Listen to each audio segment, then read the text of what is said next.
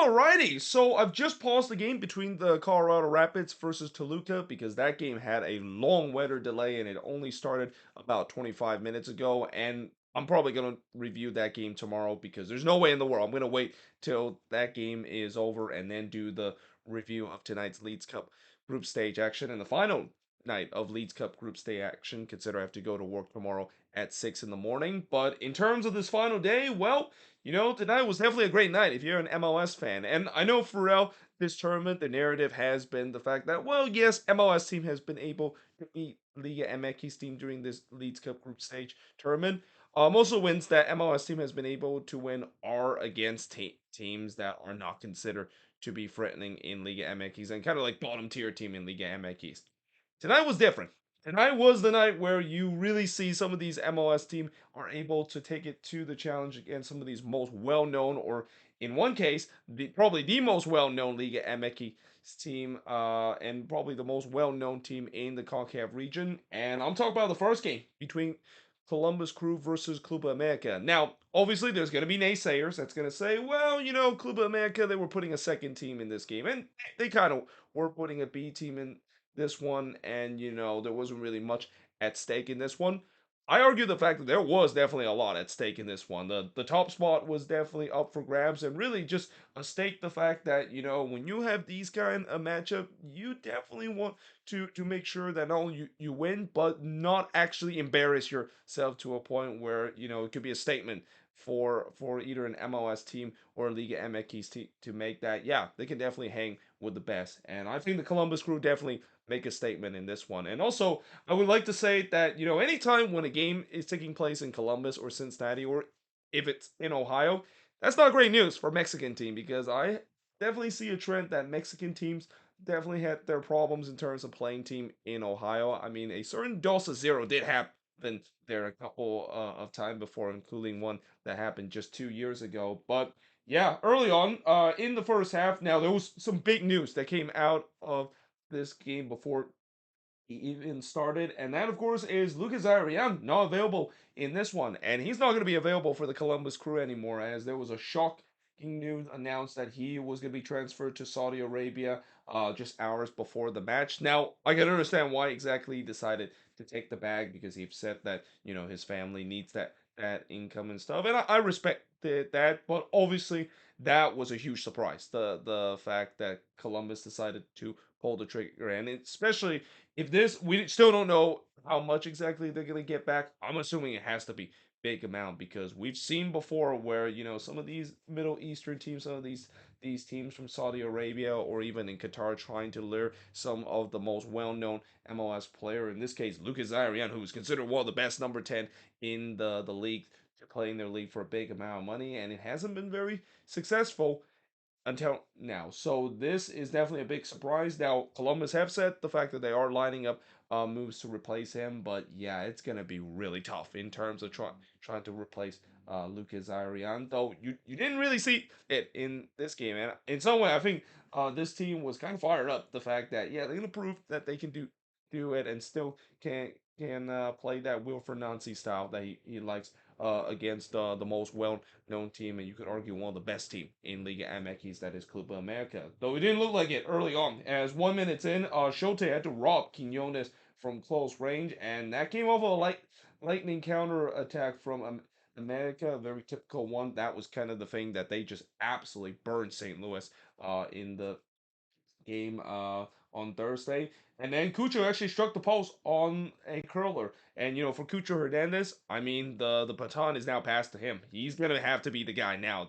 That's the leader of this team. I mean, I know Lucas Arian has been that, but now we'll see how much Cucho can steps up, and he almost did just 6 minutes in. And then Ramirez will miss it wide from close range, and as expected, this game was wide open. Like you knew coming into this game with the way how both of these teams play and how both of these head coach set up, you knew this was going to be end to end and there's going to be some crazy action, and it definitely did not disappoint. Though in the 14th minute, Layun would put one right to Shote before Matan would puts it just high from a point blank effort. Layun then puts one right to Shote from the free kick, and then Shote denied Quinones in the near post. And I thought America started to grow into this game. Well, actually, not grow into this game, but control this game again, and they were looking for the opener. In fact, the shots were 5-3 in favor of America in the 28th minute, and then in the 29th minute, they do get the opening goal. It's Alvarez scoring from Layun to make it 1-0 in favor of Club America.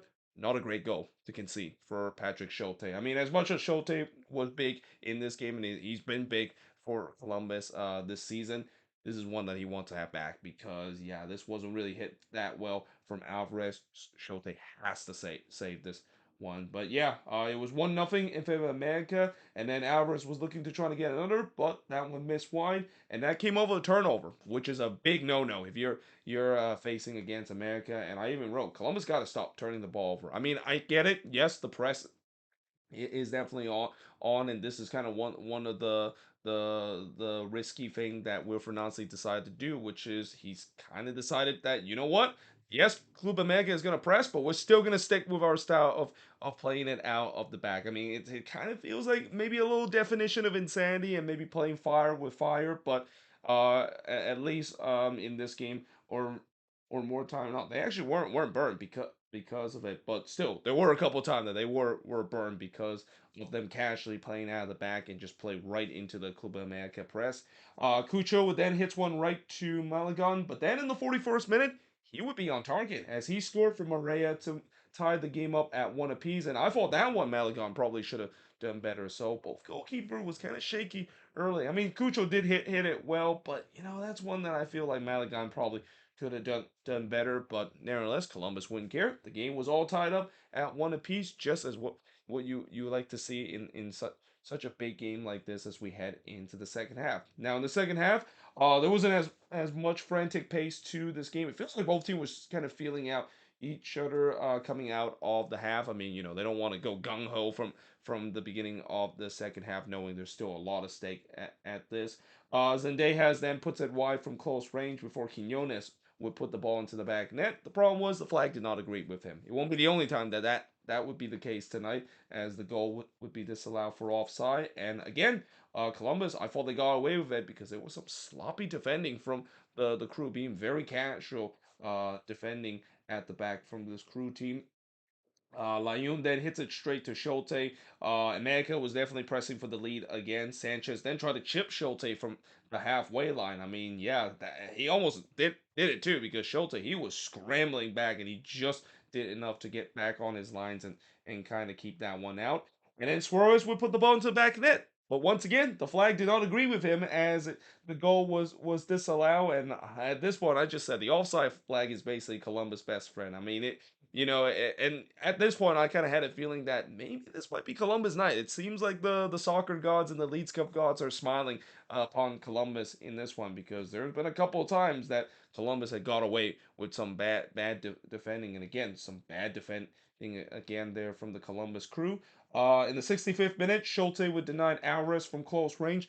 That would be a huge save too, because literally on the other end, while Columbus was on the transition, a penalty was given to Columbus as Malagon would brought down Farsi in the box. Now, obviously, I know a lot of Club America fans are not going to be happy, and especially a lot of Liga MX fans are probably not going to be happy seeing this because, yes, I do think that Farsi did kind of went down the ground a little bit too easily. He kind of draw the penalty, but that being said, as a person that have seen MLS team being victimized by these call against a Liga MX team, I would just say that it's so sweet to see karma kind of hit back, and that at least for once we seen the MLS team get the benefit of the doubt of a very questionable PK call, but it goes their way. But nevertheless, Cucho steps up to take the penalty because you don't have Zarian anymore in this team, and he buries it. So that gives Columbus a 2-1 lead, and I think that was the big turning point of this game because again, Club America, they were pressing for that second goal, but that really changed the momentum in favor of the crew. Cucho looked to try to get another one. In fact, he was going for his hat trick, but he missed wide there. But then in the 81st minute, Christian Ramirez, he scored from Gresso to make it 3-1 in favor of Columbus. By the way, with this win, Columbus will be facing Minnesota in the round of 32, and it's gonna be kind of awkward if Christian Ramirez does score against his former team. I always loved Christian Ramirez. Like even though he hasn't been part of the the he hasn't been with the Loons for a long time.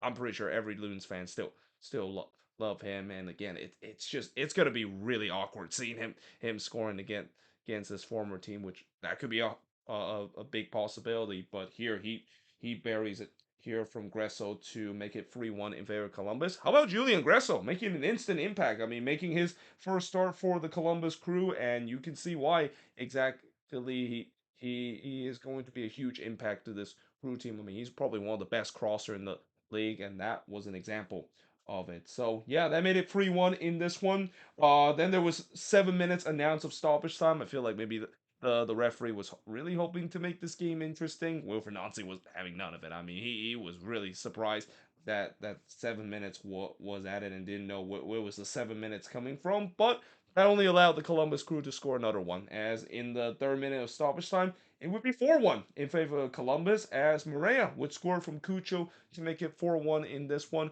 Steven Maria deserved that goal. I mean, he had a really good game. I mean, I know no, there's going to be a lot of talk about Kucher having a good game, but I think Morea is going to fly under the radar or having a really decent game. In fact, that whole attack really had a good game for this Columbus Crew team. But yeah, that made it 4-1.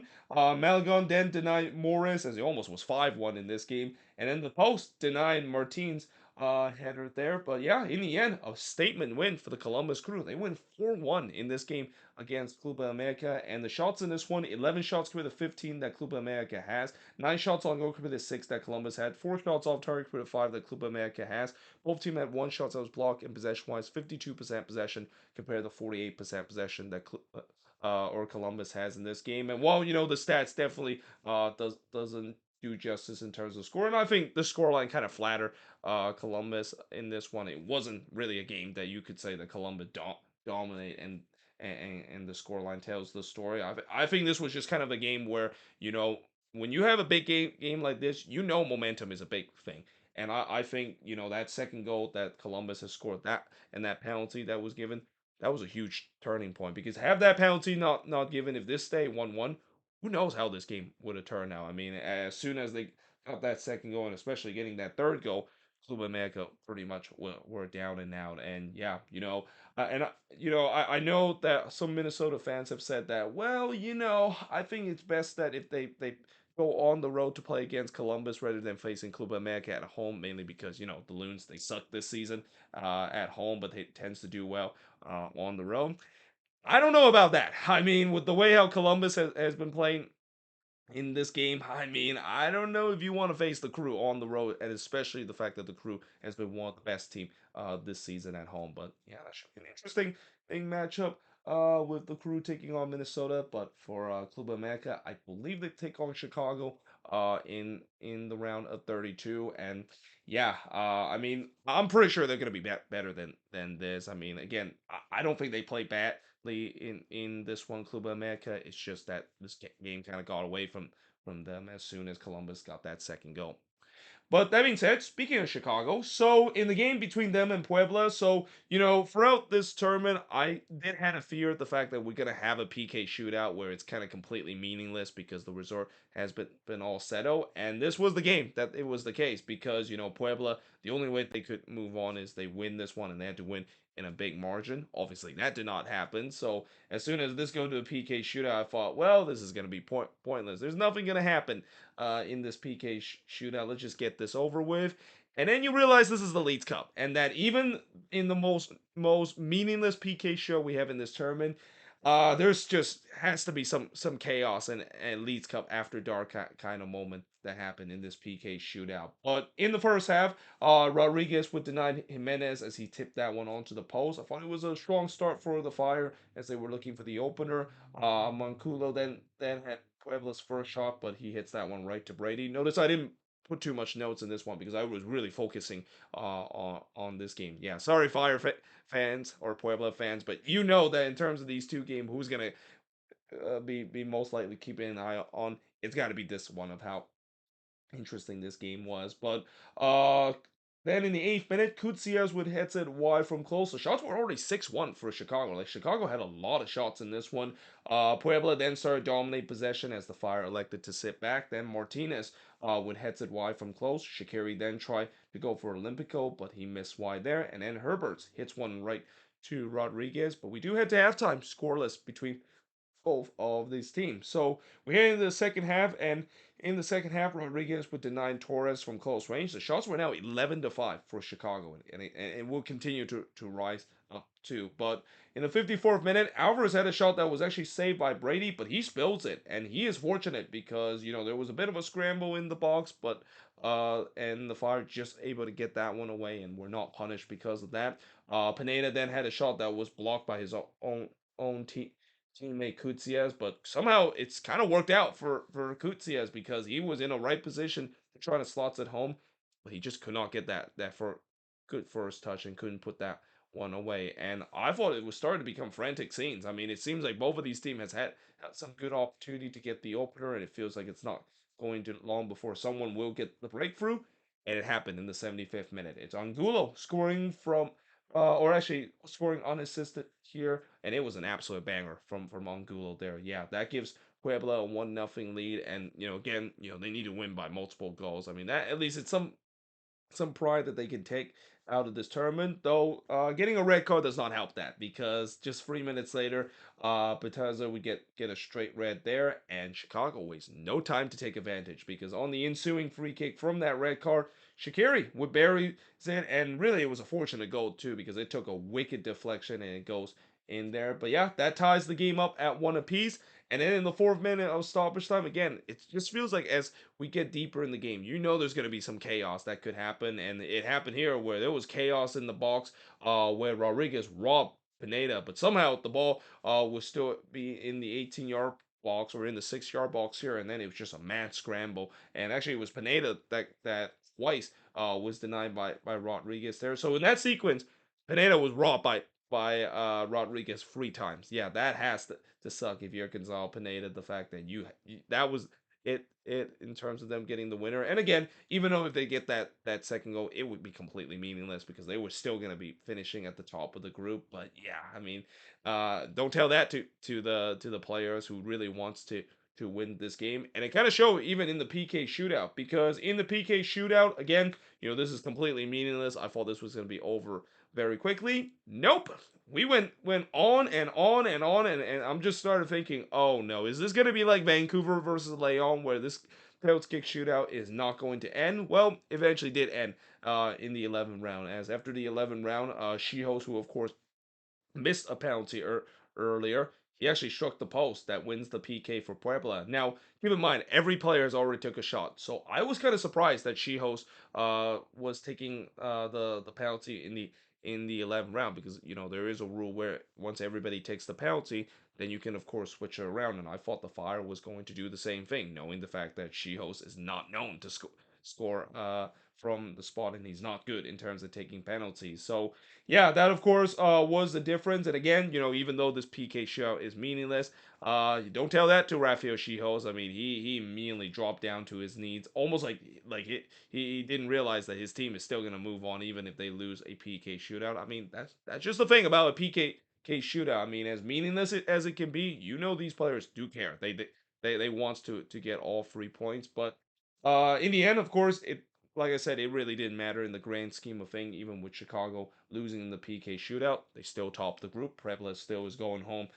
with the 2 points, but it's a good consolation at least for the fans, Puebla fans in the stands in this one, which there was a lot of Puebla fans in the stands, and again, not a big surprise considering Liga MX's team usually draw more fans against an MLS team that doesn't usually get against an MLS team that maybe have trouble in terms of filling the stands, which is the case in this one for the Chicago Fire. Though again, you could argue this one it was at SeatGeek Stadium in Bridgeville, so of course the attendance is not going to be good, especially on a Monday night. But the shots in this one, again, a lot of shots, 21 shots, quit of 14. I mean, I didn't write too much notes of it because again, I was busy watching this one, and that No, I did miss a couple of opportunity that both of these teams has, but there was a lot of shots. 21 shots compared to 14 that Puebla has. 9 shots on goal compared to 5 that Puebla has. 7 shots off target compared to 8 that Chicago has. 4 shots that was blocked compared to 2 that Puebla has. And possession-wise, 52% possession compared to 48% possession that Puebla has. And like I said, Puebla, even with the win, they're out of the Leagues Cup. And Chicago, they of course get the dubious honor of after topping the group face against Club America. And that has to suck for the Chicago Fire too, because I mean, I know the Fire has been playing well lately, but yeah. Facing against Club America not only is going to be a challenge, but if this game is going to be playing at Soldier Field, which I think it is gonna be, it's going to be filled up with Club America fans. I know there's going to be a lot of big contention of Club America fans in Chicago. So yeah, if you thought that when Club America fans shows up well, and in this game against Columbus, I think about 2/3 of the fans at Lower Darkon Field were actually Club America fans. Yeah, I feel like it's probably going to be 95% once the Chicago Fire plays against Club America, and that even though it's technically a home game for the Chicago Fire, you can't really quite say it with the way that it's probably going to be filled with Club America fans, especially if the game is going to be taking place at Soldier Field. And it might also be the first time we might see a really big crowd, too. I mean, I wouldn't be surprised. There could be 30,000 plus in that game because, whenever you have these big teams like Club America and Chivas, you're going to have a lot of fans, away fans that's going to be going to the game. And that was kind of the case in this game. Last game I'm going to talk about between Sporting KC and Chivas, because Chivas fans definitely showed up. Unfortunately, their team didn't show up in this one, and I'm not gonna lie, I think I actually got this group really spot on. Like I gambled the fact that I thought Chivas wasn't gonna get anything. I thought Sporting KC and Cincinnati was gonna go through, and I got that absolutely on. So again, who said I can't predict in terms of group. I mean, I might got some of them wrong, but I know for sure I got this group right. The fact that I said FC Cincinnati was going to finish first and Sporting KC was going to finish second, and I take the bold prediction of saying the team that is currently at the top of the Claseres, or actually not the Claseres, but the Apadora season, that is Chivas. They're probably going to be finishing dead last. Now, in the first half, I thought it felt like, again, knowing the fact that Chivas is playing in this one, it was kind of a home game. I mean, there was a lot of Chivas jersey in that crowd there. It's probably something like 80 to 20 of those Chivas fans in the crowd, and you can even hear the chant too. I mean, it was very loud, definitely louder than what the Cauldron was produced, and that's a rarity because the Cauldron in at Children Mercy Park can be very loud too. But I thought it was a lively start for Sporting KC, and they were on the front foot. Again, this was kind of a winner take all game, but when you look at how this game plays out, you wouldn't have guessed it. This is a winner take all game with the way that Sporting KC looked very well, and that Chivas clearly just didn't show up in this game. The first shot of the game did see Guzman hits that one wide, and the possession was 71 to 29 in favor of Sporting. Russell then puts it high on the volley, and there was a check to see if Libo was brought down in the box, which VAR says nope. That is very questionable because again, it definitely looked like I don't know which Chivas player. I think it was Brazano, the Chivas player, when he followed up that challenge after Libo basically passed that one to his teammate. That follow up looks like he follow up, and again, even though you basically tackle someone and someone already took the shot, if you do the follow up, referee's going to call a penalty, and I feel like you could definitely argue that could be a penalty. I mean, I know some will say that it could be a dive, but again, when you look at back again, I mean, I don't know. I feel like this one probably should have been a penalty, and this again, in this game, MLS team was benefited of the doubt of a dive that probably Liga MX fans is going to be upset. Well, in this one, it feels like it was the reverse. Raw. I think Chivas fans are probably a little bit happy that they kind of got away with one there. But nevertheless, in the 24th minute, Kinda had a shot that was clear off the line there by Runhell. And then in the 29th minute, Russell looked to try to get Sporting opener, but he only hits the side netting, and he was through on goal there. But the momentum was definitely with Sporting KC, or actually, I'm sorry, I also just realized I didn't even put the goal for Sporting KC. They scored somewhere around. Actually, let me take a look. I put it here on the board. I wrote the board so quickly that I almost forgot to put the goal. Yeah, the goal was scored in the 28th minute with Russell scoring from Tommy there that give Sporting KC a 1-0 lead, and it was a wonderful goal too from Johnny Russell. I mean, hitting off the volley there, and yeah, that gives Sporting KC a 1-0 lead, and then he was looking for a second one here, but he only finds the side netting. And I thought momentum was with Sporting KC. Like they were looking to try to get a second goal. Russell would then puts it high on the free kick, but we do head to halftime with Sporting KC leading 1-0. Now in the second half, you got Kodorin puts it high from long range, and then Russell was in on goal again, but once again he missed that one high. Chivas, again, they started had most of the possession, but again, they were looking very lackluster. They were looking toothless going forward, and it was just way too comfortable for Sporting KC to defend. Though I will say this, they did put up a stat saying that Sporting is 0-5-12 when they're scoring one goal or less. So this is a team that's been having problem in terms of closing games when they were not scoring a lot of goal, and it turns out little did we know that this will be the first time this season that Sporting KC able to get a win despite just scoring one goal. Brigado then puts it wide from close range before Della would puts it high from long range, and Chivas, that you can see there was started to be some desperation that is shown. They were pushing for the equalizer, and it feels like it's all hands on deck for Sporting, knowing the pressure is going to come.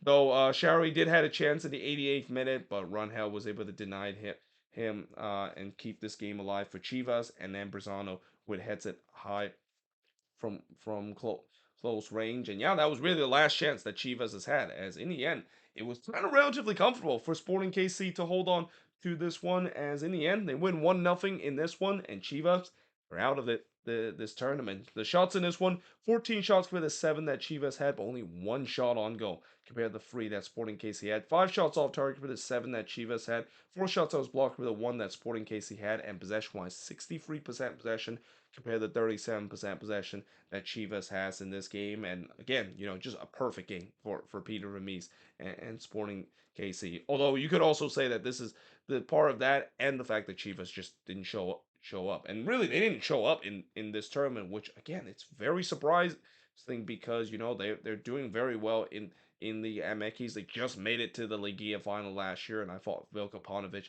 has done a great job for the team. But it turns out that I think Wilko Panovic can only do well against Chivas when they're facing Liga MX team. When it comes to MOS team, yeah, he basically shows the version of the reason why the Chicago they basically fired him a long time ago. So yeah, big win for Sporting KC. They move on, and again, who say that MOS team can get wins against big name kind of Liga MX team. Okay, I know Tigres and Rayados are still like the kids and stuff, and they're definitely teams to watch. But hey, see the America getting stomped on by Columbus, and seeing Chivas getting knocked out of the tournament. I mean, again, if it feels this is one of those nights that I actually feel really satisfied. Not only the fact seeing an MLS team get the better of a Liga MX team, but you're talking about two of the most well known and two of the most supported team getting stomped on by MLS team. I mean, that's definitely a very satisfied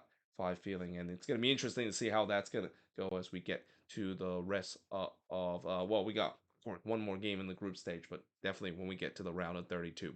But there you have it. That is pretty much it in terms of looking at these free games. And as always, let me know in the comments below, what do you think of these games? And again, most likely I'm going to be reviewing the Colorado versus Toluca game tomorrow, as that game I think right now is in the second half right now. But I'll basically continue to watch the remaining of the game and talk about what happens in that one, and whether or not if Colorado can pull off a big upset against Toluca to move on into the next round. But either way, hope you guys enjoyed this video. If you do, make sure you guys leave a like, smash the subscribe button, and yeah, I of course will see you guys next time.